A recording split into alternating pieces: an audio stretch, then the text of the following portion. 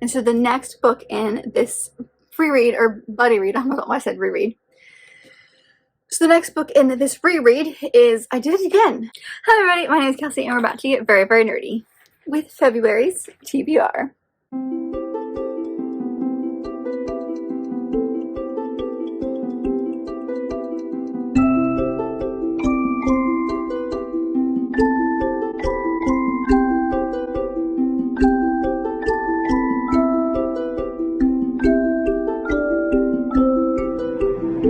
In February, I don't have a whole lot of plans as far as like, I'm not participating in any readathons. I have a vlog idea that I've been working on for like 2 months that I'm really trying to make happen in February.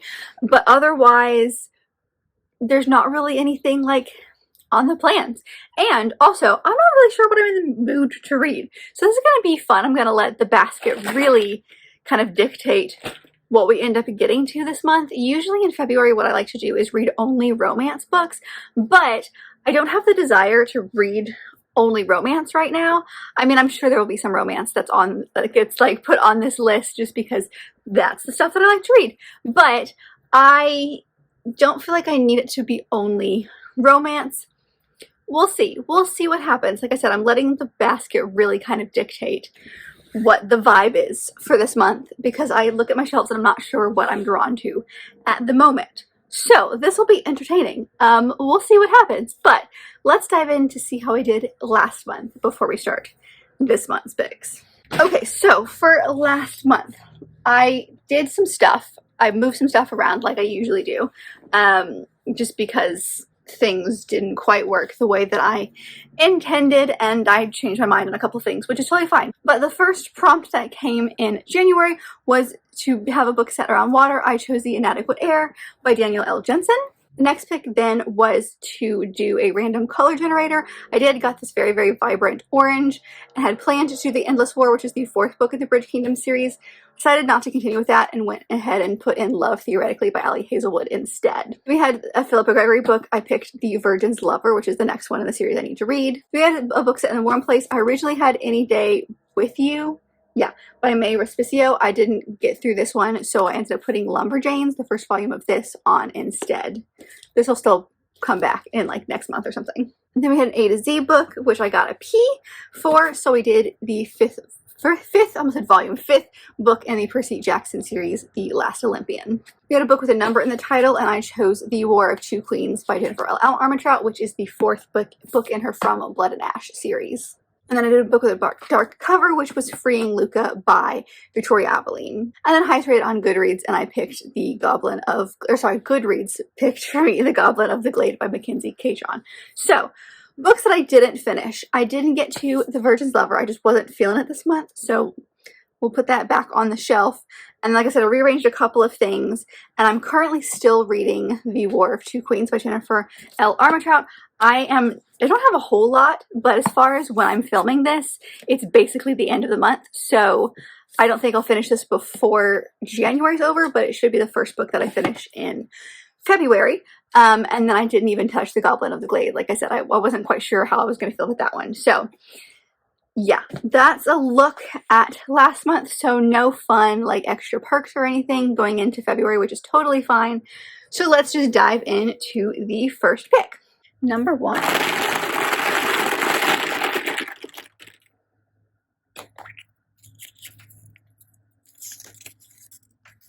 Ooh, part of a series. The first book is to read a book in a series, which honestly was a lot harder than it should have been because I had so many options to choose for this one. But the one I went for is one that I'm hoping to get to because it's part of like that vlog that I mentioned, and that is The Forbidden Wish by Jessica Corey. This is, I believe, a YA. I've seen both YA and middle grade, but I think it's YA, and it's the first in a duology. I don't know if it's like companion or if it really does continue on because like earlier, I feel like last year when I was looking into this book, it did not have like a sequel, but I might have made that part up. Either way, it is a adaptation of Aladdin. So it is set in like an Arabian kind of setting. We've got a djinn who I believe is female this time.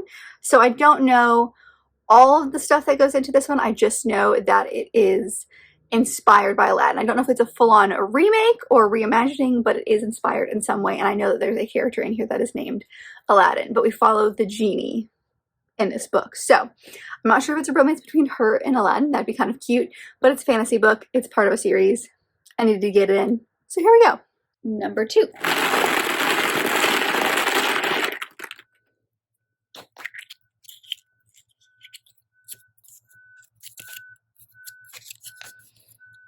Ooh, a book under 200 pages. The next one is to read a book under 200 pages, so I'm going to fit one of my buddy reads. I do actually have a couple of buddy reads. I forgot to mention that at the beginning of the video, but I have a couple of buddy reads that I'm trying to do this month. So this one is Mislaid in Parts Half Known by Shauna McGuire, which is the most recent addition in the Wayward Children's series. I'm reading this with my friend Teresa. We've buddy read, I think, everything except for like maybe the first one. Actually, I think I read the first one and then reread it with her when we buddy read like this entire series. So every year in like January or February when she comes out with a new book in the series, we always take a weekend to buddy read this.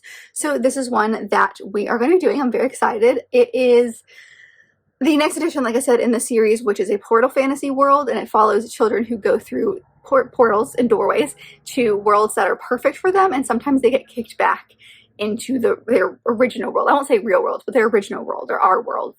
And there is this home that they can kind of come to where their parents think that they are going to kind of like readjust back into society, but it's run by a woman who went through a door when she was younger. And so she's like, nope, like I completely understand what you're going through. This is a place that there's a way station if you need it. It's a place where you can feel complete because people here understand and don't think you're crazy, or if you were just like waiting it out. You know, whatever you need this place to be, this is what it will be for you. And so in this one, we follow our main character, Anstey, and I think I keep saying her name right, but I'm not sure. But we met her in the last book. I don't remember exactly her details, but this book I know takes place both at the home and in a world, and this world has to do with dinosaurs. So I'm excited to see what the vibe is for this one. Whenever they're set in the home setting, because it does switch back and forth. Some of the books are set at this home, and some of them are set in the worlds. And this one is a set at home book, or it's a mixture. And usually when it's a mixture like that, there's a mystery element to it. So I'm curious to see what this one's going to be about. But we'll get to this one of these weekends. And I don't remember exactly how long it is, but it's for sure under 200. It's probably like 150 or something. These are novellas, so they're really short. Number 3.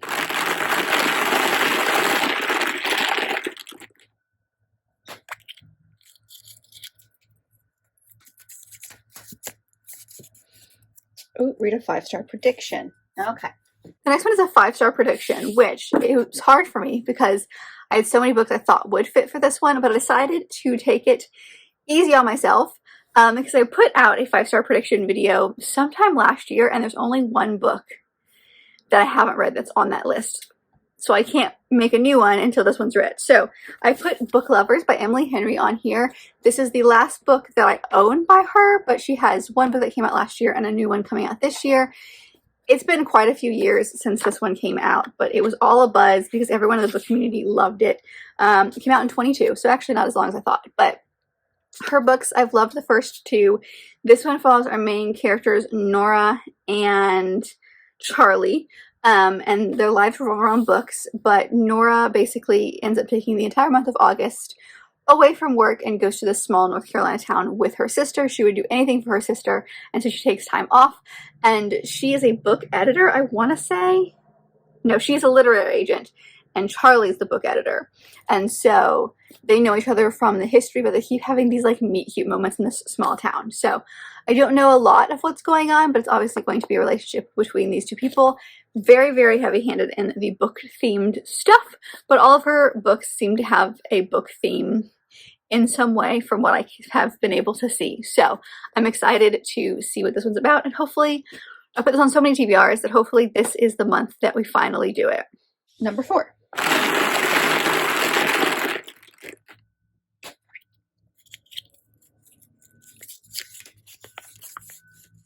Read a nonfiction.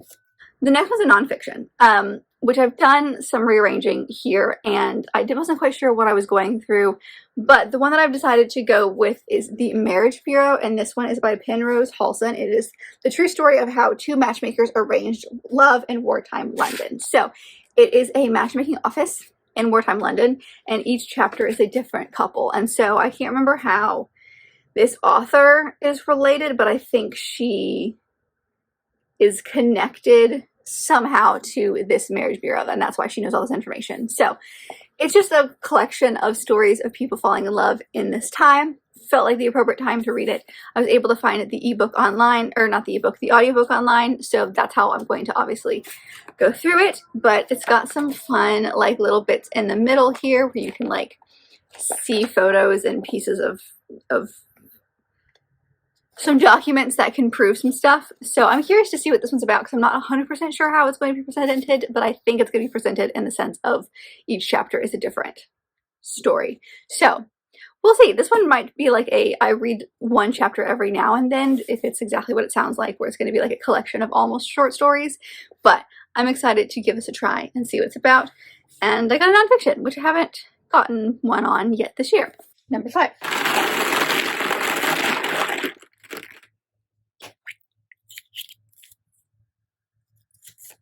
Oh my, okay.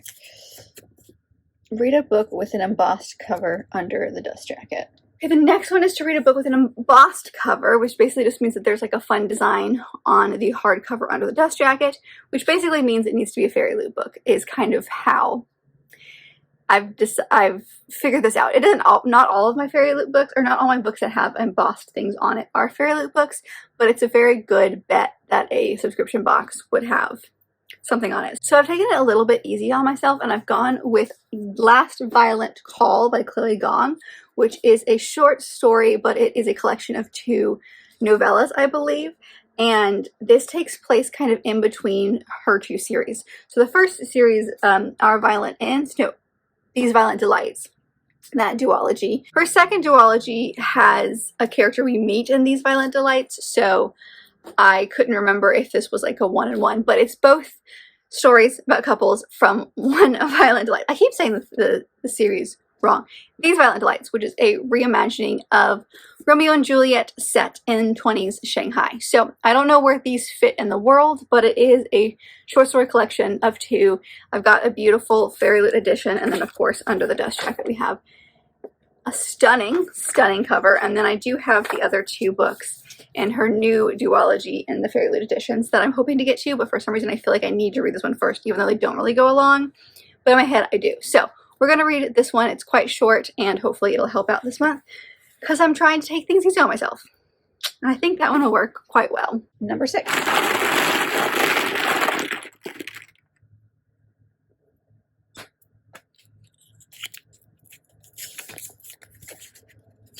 Ooh, Goodreads TBR. Alright, the next one is Goodreads TBR, which basically just means I pick out a random number generator. I'll plop it here because I've already done it.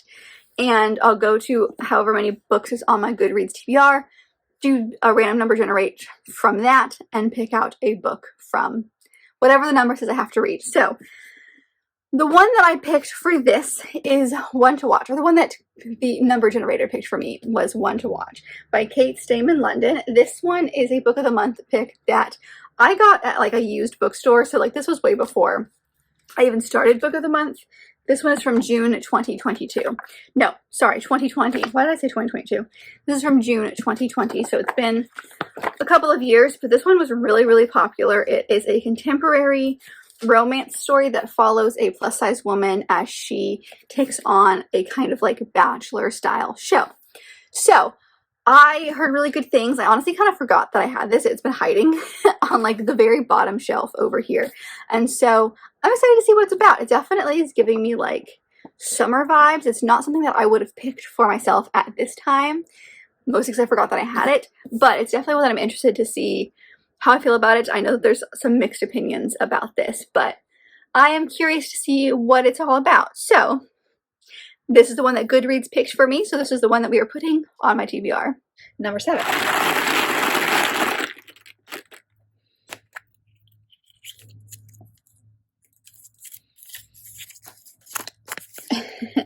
Alright, read a book written by more than one author. Okay, the next one is to read a book that's written by more than one author. This one's really easy for me to do, just like a graphic novel, but I wasn't sure which graphic novel I wanted to go with. So I decided eventually, after some painstaking decisions. I don't know why this one took so long, but I decided to go with the first volume of Ascender, which is by Jeff Lemire and Dustin Nguyen. This is a spin-off series of 4 graphic novel volumes that follows after the events of the Descender series, which I read last year. No, I read the year before and loved. And so that one had 6 volumes and ended very abruptly. And so this is, like I said, a continuation of like the events that happened after that. So I need to go online and kind of remind myself what happened at the end of the first series. I'm pretty sure I remember because it was very vivid in my head. But this one, like I said, is a continuation from that. There's only 4 volumes, but I only own this one. This one was actually a lovely gift from Christine over at An Autistic Reader. So I'll make sure I leave her channel down below. But thank you so much, Christina, of course, for gifting this to me. I'm excited to see what this one's about. I haven't bought any more in the series because I wanted to go into this one and see what I felt first. I don't really want to tell you what this one's about, obviously, because it is a spin-off series, but the Descender series ends up following this little boy robot who wakes up after being asleep for a very long time, and he ends up having some sort of code in him that is the same code as these big monster galactic robot things that came in and destroyed a bunch of stuff. So there's people who are out to get him for multiple different reasons, and he's kind of on the run. And so it's way more than that, but that's kind of the vibe of the first one. And then based on what happens at the end of the first one, or the first series, this is the continuation. It follows one of our characters and his kid. So excited to see what this is about, but a graphic novel, it's a pretty easy, short thing that I can squeeze in. And number 8.